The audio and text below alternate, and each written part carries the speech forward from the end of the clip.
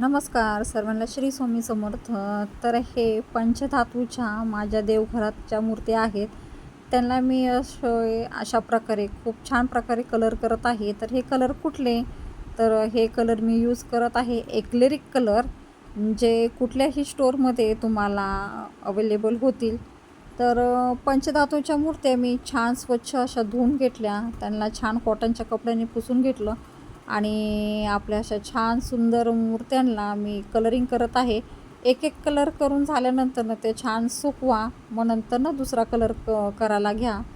या मूर्त्यांना छान प्रकारे कलर करून झाल्यानंतर एक लिक्विड येतं शायनिंगचं, ते शायनिंगचं लिक्विड मी व्हिडिओमध्ये दाखवायला विसरले, त्याची लिंक मी डिस्क्रिप्शन बॉक्समध्ये देते. हे आहेत एक्लेरिक कलर. तर मी बघा गजमुखांना व गणपतीला आणि अन्नपूर्णा देवीला अशा प्रकारे केलेला आहे. तर तुम्हाला हा व्हिडिओ कसा वाटला?